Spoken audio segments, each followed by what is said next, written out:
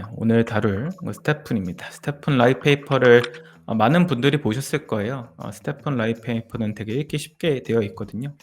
그래서 이제 스테픈을 보시면은 여기 웹3 라이프스타일 앱이라고 스테픈 프로젝트 자체가 처음으로 이 단어를 처음 갖고 나왔던 것 같아요. 많은 사람들이 스테픈을 게임으로 알고 계신데 사실 이분들은 게임이 아니고 이게 라이프스타일 앱이다. 라이프스타일 앱이라 함은 결국 웹3에서 일어나는 모든 활동과 웹2에서 일어나는 모든 활동을 다 같이 버무려서 소셜 활동과 이제 게임 활동을 할 수 있는 그런 앱이라고 그들이 정의를 했고요. 그 중에서 스테프는 조깅이나 어떤 산책을 하시는 분들을 위해서 무브 투원이라는 하나의 장르의 스니커즈를 이제 판매를 하고 그 스니커즈를 자신 어떤 시뮬레이션 게임처럼 레벨업을 하고 아이템을 부착해서 어떻게 보면 파밍을 할 수 있는 그런 새로운 장르를 창시를 한 것 같아요.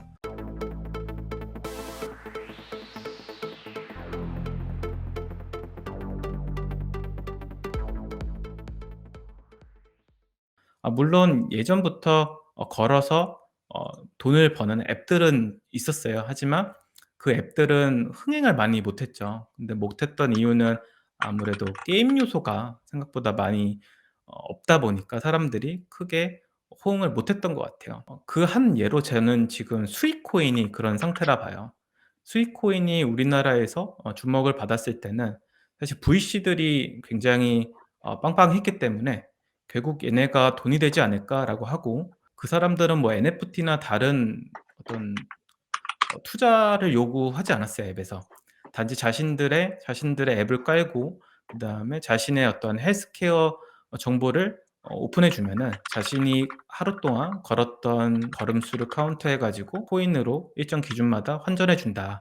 1000 보마다 1 코인으로 교환해 준다. 이렇게 되어 있고 수익 코인에 들어가시 보시면은 커머스 마켓처럼 여러 가지 뭐 코인으로 할 수 있다고 하는데 사실 되게 재미없어요. 그래서 저도 하루에 한 2번 정도 안 키나 거의 안 키는 거거든요. 근데 인제 스태프는 아무래도 스니커즈를 어떤 업그레이드하고 레벨업하고 스니커즈 2개를 같이 민팅하고 이런 활동들이 기존의 게임들처럼 재밌다 보니까 이게 자주 들어가게 되더라고요. 또 인제 게임 커뮤니티에서 사람들은 어떤 전략으로 이 게임을 하고 있지? 그다음에 어떻게 하면은 쪼끔 더 효율적으로 좀 빨리 성장할 수 있지? 이런 것들이 궁금하다 보니까 디스코드뿐만 아니라 네이버 카페에 들어가서 정보를 찾는 것 같아요. 근데 이런 일련의 과정이 사실 우리가 모바일 게임을 예전에 했을 때 느꼈던 감성이에요. 예전에 한번 기억하실 거예요. 인제 코로나 인제 전쯤에 한창 인제 모바일 게임들이 유행했었을 당시가 있었어요. 2017 년도. 이 당시는 굉장히 모바일 게임이 인기가 많았던 시절이었는데 앱스토어에서 게임을 다운받고 다운받은 게임을 인제 하면서 정보를 찾아야 되니까 인벤이라는 우리나라에서 가장 큰 게임 커뮤니티에 인제 찾아가죠. 그래서 거기서 어떻게 레벨업 해야 돼요? 어떻게 아이템 얻어야 하나요? 어떻게 퀘스트를 깨야 되나요? 뭐 등등등 어떻게 보면 서로의 게임 정보를 공유하기 시작을 했고 그 공유하는 정보를 통해서 사람들이 성취감도 느끼고 한 명씩 막 박사가 나와요. 뭐 이렇게 뭐 예를 들어서 "스태프 나는 연구원이다." 막 이러면서 자신이 한 달 동안 뭐 뛰어 봤는데 "아 이게 가장 효율이 높더라. 카더라." 막 이러면서 자신들의 어떤 경험담을 막 얘기를 하고 그거를 어떤 스크린샷이나 여러 가지 뭐 엑셀로 정리해서 공유를 하죠.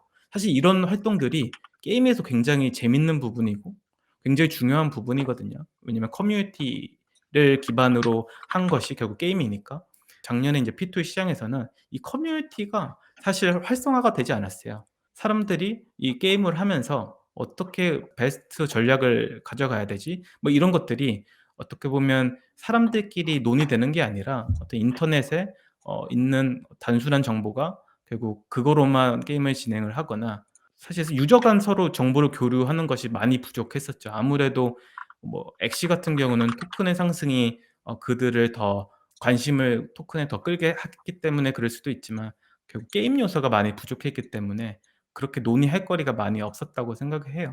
근데 인제 스태프는 충분히 기존의 인제 모바일 게임들처럼 게임 요소가 많았기 때문에 재밌게 커뮤니케이션 하면서 인제 할 수 있었던 것이고요. 저희 마이크 님이 예전에 한번 설명 주셨던 거예요. 라이트 페이퍼에 있는 토큰 디스트리뷰션이고요.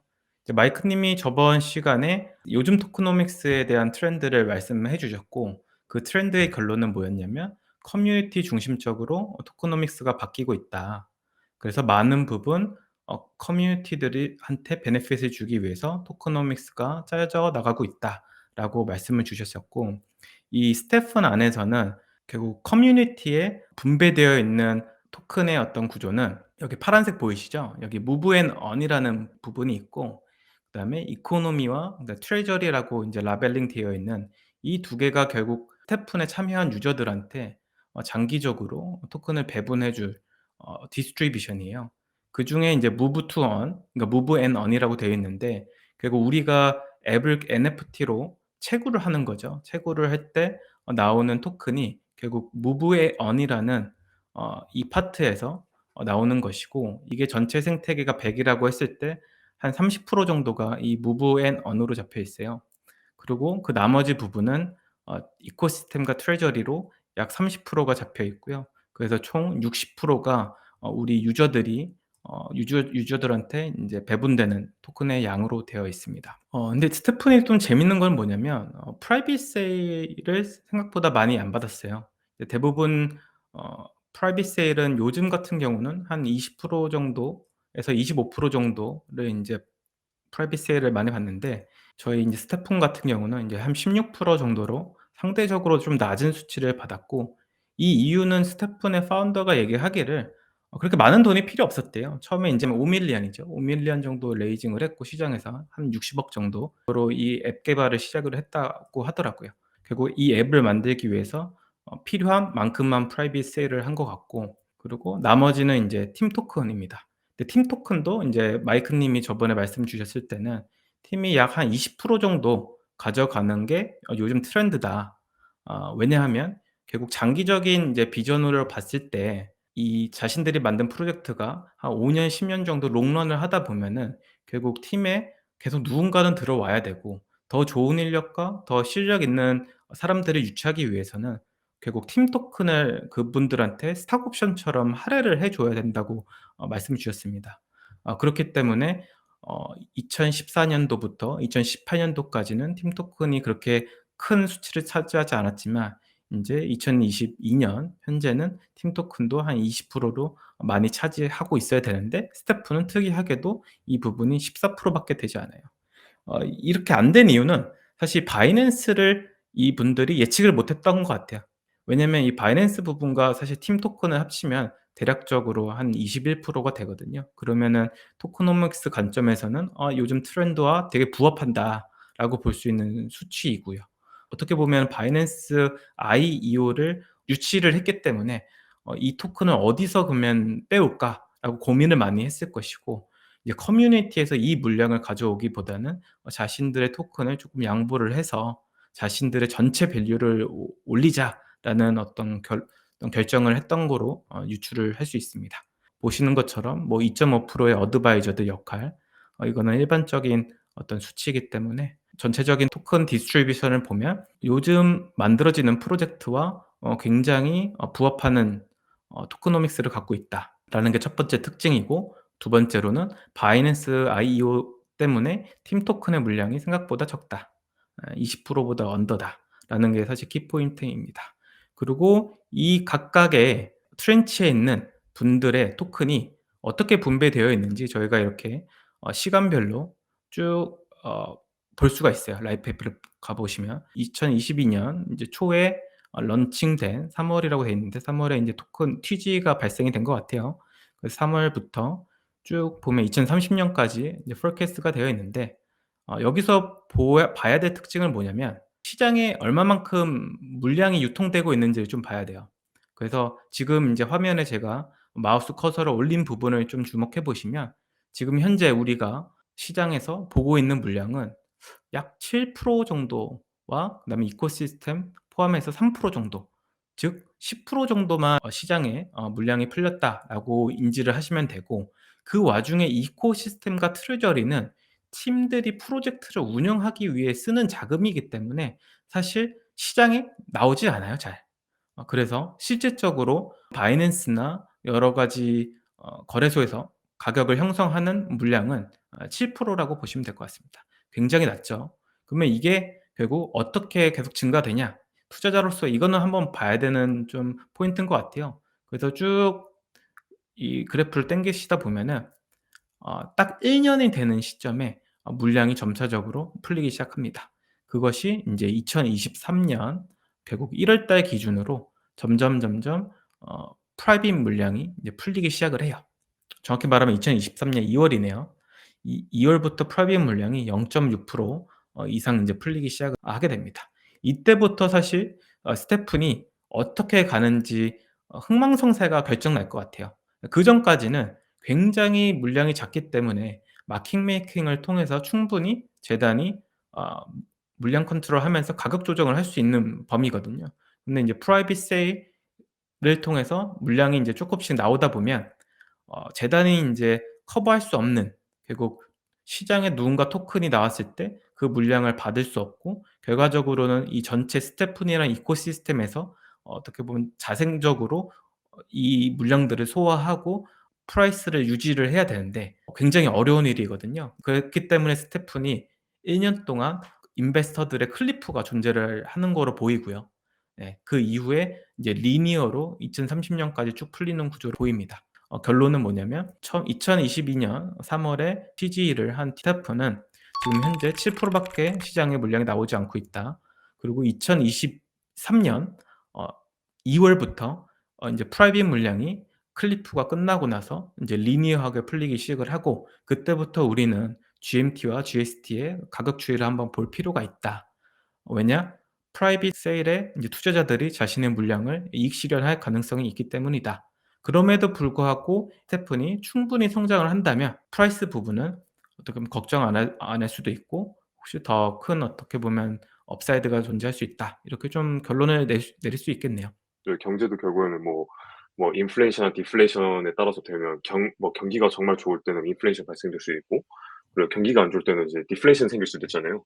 네, 네네. 그런 것처럼 저도 스테픈도 마찬가지인 거라고 봐요. 그래서 네, 결국은 이것도 하나의 다 파이낸싱 구조이기도 하고, 스테픈 자체 현재 모델이 지금 지속 가능한가에 대해서 지금 예 한번 같이 얘기해 보려고 하고 싶어요. 스테픈 공식 미디엄 들어가시면 누구나 다 볼 수 있는 자료입니다.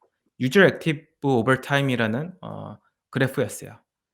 현재 그래프를 쪼끔 해석을 드리면 현재 스태픈을 참여한 유저, 그러니까 단순히 들어온 게 아니라 그 계정을 활성화시켜 갖고 참여한 유저가 30일 동안 230만 정도 유저가 된다. 그리고 일 주일 기준으로는 한 100만 명 된다. 그리고 하루 기준에는 한 53만 명 정도가 된다. 이렇게 나와 있어요.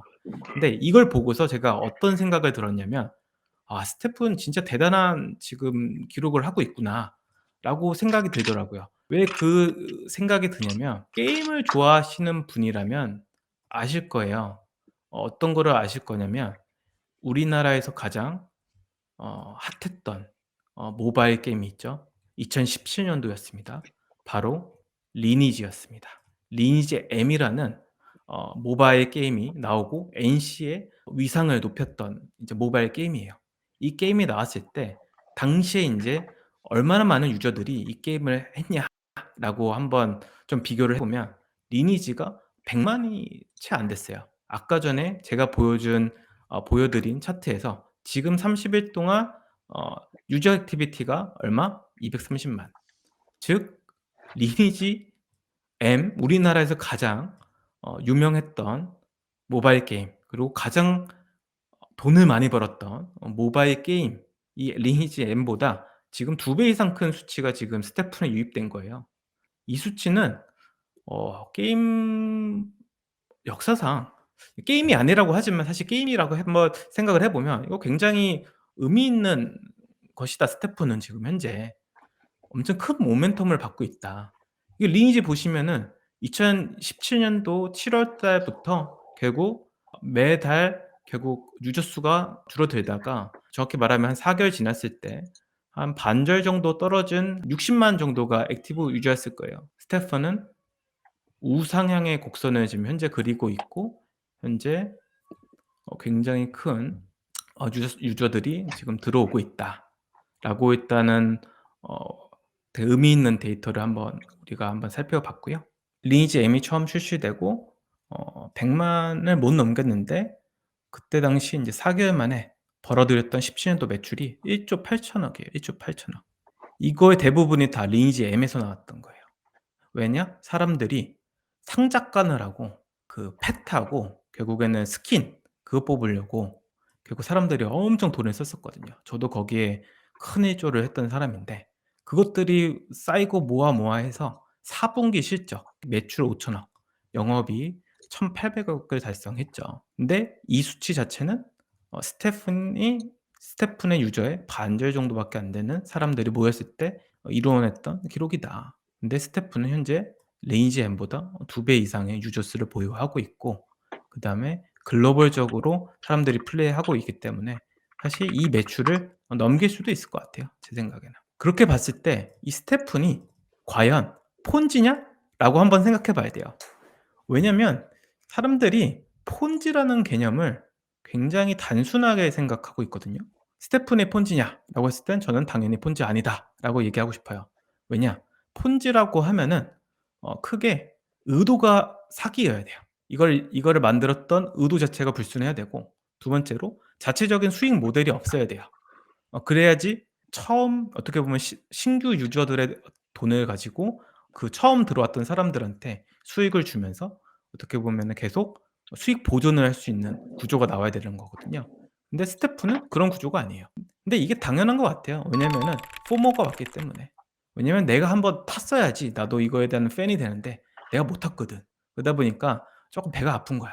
그러다 보니까 '아 이거 폰지다.'라고 일단 규정을 한 거고 그렇기 때문에 이게 안 되길 바라는데 실제 데이터만 보고 있으면 리니지 M보다 지금 2배 이상 성장하고 있고 리니지 M이 4분기에 벌어들인 5천억 수익 지금 스테픈이 더 벌 수 있다. 즉 훨씬 더 큰 NC보다 큰 게임사로 쪼끔 더 과장해서 성장할 수 있는 충분한 동력을 갖고 있는 신규 회사다. 그렇기 때문에 스테픈을 좀 유심히 봐야 된다. 그리고 마지막으로 이게 정량적으로 봤을 때는 데이터고 정성적으로 봤을 때 사람들이 항상 포모가 왔을 때는 사야 된다. 이 포모가 현재 디파이 서머 초입하고 똑같은 분위기다라고 좀 결론을 내리고 싶네요, 전 개인적으로. 지금 현재는 스테픈 자체가 일단은 마켓플레이스에서 어떻게 보면 일단 피를 6%를 걷잖아요. 근데 지금 스테프니 자체 회사에서 어떻게 보면 제일 중요한 매출이 결국에는 유저들이 신발을 민팅해서 그 신발을 마켓플레이스에서 팔게 되면 이제 그 6%가 정말 중요한 어떻게 보면 매출이긴 하거든요. 그러면 결국은 이 피를 모으게 되면 결국은 이제 끝에서 그만큼 소각을 할 수 있는 어떻게 보면 하나의 동기가 될 수 있는 거고요. 그래서 이거는 이제 이 델파이 이 디지털에서 이제 또 리서치한 데이터 수치인데 이 데이터 수치 같은 경우에는 현재 그 솔라나의 제일 큰 이제 NFT 마켓플레이스 이름이 이제 매직 에덴이랑 그리고 이제 스테픈 마켓플레이스의 볼륨이랑 이제 피에 대한 이제 비교표예요. 볼륨이 일단 매직 에덴보다 한 막 2배? 네 3배보다 높고 저 여기서 궁금한 거. 네. 매직에 대는 솔라나에서 인제 가장 큰 거래소로 도약을 했죠. 솔라나 아트를 제끼고 근데 매직 네. 에덴이 결국 이 노란색 부분이고 네. 스테픈이 초록색 부분이라고 보면 되는 거죠? 네 맞습니다, 맞습니다. 음. 그래서 여기서 이제 제일 중점인 건 볼륨도 볼륨인데 나는 피가 결국엔 정책이 제가 매직 에덴 피가 아마 오픈시랑 살짝 비슷할 것 같아요. 한 2% 아니면 2.5% 정도 이제 비슷한데 근데 음음. 일단은 스테프는 그 2배잖아요 거의. 이제 음. 6%를 걷다 보니. 그래서 그 볼륨도 그만큼 크고 fee를 그만큼 걷어요. 그래서 이 오른쪽을 보시면 음. 데일리 fee거든요. 이 데일리 음음. fee가 이제 지금 뭐 스테픈이 지금 최대 $350만 찍었어요. 와 그러면 이제 한 40억 정도 대단하네요. 찍은 건데 하루에 매출이. 네네. 네네. 그러면 이제 평균가로 제가 계산했을 때 한 모여서 뭐 2.5 밀리언이다. 이게 300 이제 365를 곱하면 이제 1년 동안 얼마만한 fee를 이제 거둘 수 있다는 거 수치를 보실 거예요. 예 800 밀리언 그러면 이상이네요. 네. 거의 1조 잖아요. 그래서 이게 달마다 거의 한 몇백억 이제 나오는 건데 마켓플레이스에서만. 네. 스태프 입장에서는 정말 예 GST랑 GMT 소각하는 거랑 어떻게 보면 그걸 더하면 결국은 이제 그거에 대한 밸류를 업하는 것도 결국 하나의 이제 프로토콜 입장에서는 결국엔 그것도 하나의 수익 모델이라고 볼 수 있거든요. 네 저 그래서 여기서 좀 할 말이 있어요. 네네네. 이게 말이 안 되네. 솔라나 NFT 시장에서 가장 큰 거래소의 수수료보다 이게 몇 배 큰 거야 지금 현재. 그 매직 애들만 보시면 예. 하루에 예예. 거의 예. 한 500K? 500K면 한 5억? 6억 정도 그러니까요. 버는데 예. 이거보다 훨씬 한 6배 더 많죠, 이게. 솔란의 그 많은 프로젝트들이 NFT를 매직 에덴에 올리고서 거래를 하고 있는데 거기서 나오는 수수료 대비 6배가 스태프는 더 많다. 이게 어떻게 폰지냐고. 이거 음. 반성해야 돼요. 폰지라고 얘기하시는 분들은 좀 반성해야 돼요. 데이터를 좀 봐야 돼요. 자체 수익 모델이 존재하잖아요. 이거 봐요. 근데 네. 수익 모델이 엄청나잖아요, 현재. 네, 확실히 제가 근데 이게 또 예. 장점을 너무 장점을 말한 것도 있는데 이것도 네. 단점이라고 얘기하면 사실 이 표현은 단점이 없어요. 왜냐면 계속 성장 수치인데. 근데 이게 엑시 인피니티도 사실 비슷한 모델이었어요. 엑시 인피니티도 음음. 그때 이제 아마 저희 정말 호황기였을 때 엑시 인피니티가 네네. 그 돈을 벌었던 게 거의 매 달마다 한 1,000억 네네. 정도 찍었었어요. 근데 그때는 정말 매치도 포모 왔고 막 그랬었는데 근데 맞아요. 중요한 거는 예. 자체가 이코노미가 정작에 잘 됐기 때문에 예 네네. 그래서 그 피가 갑자기 떨어지고 한 건데 근데 저 여기서 일단은 쪼끔 반대되는 의견이 있어요. 제가 스테픈을 좋아하기도 하는데 스테픈의 버닝 시스템을 보면 엑시 인피니티랑 비교하면 안 돼요. 버닝 한번 보시면은 이 버닝이 말도 안 되는 구조를 갖고 있어요. 이거는 저번 4월 14일 날 발표했던 인제 자료고 자료를 인용해서 매체가 인제 PR 자료를 시장에 낸 건데 보시면은 여기 보면 "스테픈이 바이백하고 버닝을 시작한다. 20 결국에는 2,600만 GMT 토큰을." 이라고 되어 있습니다. 2,600만 GMT 토큰이면 지금 가격으로 얼마인가요? 650억 을 한 1 분기니까 3 개월 만에 모아 가지고 650억 정도를 버닝한다. 굉장한 수치지. 이 수치가 결국에는 토큰의 가격을 내려가게 어 어떻게 보면 좀 방어를 하고 있는 거고 또 다시 돌아가서 자체 마켓플레이스에서 수수료 자체가 1년 기준으로 한 1 조가 될 거로 예상된다. 이렇게 좀 볼 수 있겠네요. 전체적으로 봤을 때는 좀 건강한 음. 수치인 것 같아요 아직까지는. 예 계속 이제 음. 입금, 출금 이제 계속 네. 새로운 수요와 새로운 공급이 발생되다 보니 그다음에 네. 제일 중요한 거는 프로토콜은 지속 가능한 게 제일 중요해요. 네. 뭔가 막 퍼맨 덤핑보다는 하루 만에 막 음. 가격이 막 100% 오르는 것보다는 네네. 프로토콜이 지속 가능해야 이제 많은 유저들이 네. 들어오면서 신규 유저가 들어오고 이제 그거에 네. 대한 가치가 결정이 되면서 어떻게 보면 이제 많은 유저들이 이제 그거에 대한 수익을 얻는 이게 네. 어떻게 보면 그게 어떻게 보면 건강한 프로토콜인데 근데 음. 지금 방금 데이터 기반으로 봤을 때는 음. 아직까지는 건강하다라고 저는 음. 생각을 합니다. 네. 맞습니다. 그리고 전 개인적으로 스테픈이 좋은 이유를 들자면 기존 전통 게임의 커뮤니티처럼 커뮤니티가 굉장히 훌륭하게 형성되어 있다. 사람들이 각자 게임을 하면서 연구를 하고 그것을 공유함으로써 사람들 간에 끈끈함을 만들고 있다. 이게 결국 크립토에서도 지향하는 커뮤니티고 커뮤니티가 좋아야지 사실 프로젝트도 성공할 수 있다라고 믿기 때문에 스테프는 굉장히 좋은 것 같고 그다음에 물론 공급도 많죠. 예 GST, GMT. GST는 채굴이 계속 되고 있으니까. 근데 그 "공급이 과다되지 않냐?"라는 말에 저는 딱 한 가지 하고 싶어요. 아직 게임을 안 해 보셔서 그렇습니다. 이거를 제 주변에 수억 원을 투자를 해 갖고 어떻게 보면 스테픈의 0.1% 상위 유저가 있어요. 예. 그분이 하시는 걸 보면 그 사람은 GST를 채굴하려고 게임을 하지 않습니다. 레벨 4 이상의 미스터리 박스를 얻고서 그거를 깔려고 GST를 쓰고 있어요. 왜냐면 재미, 결국 돈이 되니까. 그래서 그분은 채굴한 GST를 하루에 200개 제한으로 채굴을 하는데 200 개를 다 쓰는 것 같아요. 왜냐면 하루하루마다 뛰어야 되는데 루트박스 구멍이 몇 개 없거든요. 그렇다 보니까 무조건 가속화를 해야 돼요, 뜨기 전에 하루에. 거기다가 박스를 열려면 돈이 많이 듭니다. 근데 거기에 GST를 다 소비하고 있어요. 왜냐면 거기서 잼들이 여러 개만 나오기 시작하면 자신은 돈을 버니까. 그래서 잼을 팔면서 솔라나를 굉장히 많이 벌고 있어요. 이 말을 다시 좀 간단하게 풀어보면 상위 유저들은 GST를 시장에 내놓지 않고 앱에서 사용합니다. 그렇기 때문에 계속 버닝되고 있고요. 이 부분이 우리가 주목해야 되는 부분이에요. 신규 유저들은 열심히 채굴을 해서 GST를 팔거나 하고 있지만 상위 유저들은 GST를 소비하고 있다. 즉 밸런스가 맞아지는 게임을 지금 만들고 있다, 스태프는. 그렇기 때문에 아직까진 건강할 거다라고 저는 생각합니다. 네. 네. 오늘도 수고 많으셨습니다, 마이크 님. 그리고 오늘 어, 참여해 주신 17 명의 소중한 구독자분들 감사합니다. 조금 더 노력해서 좋은 콘텐츠 전달할 수 있도록 노력하겠습니다.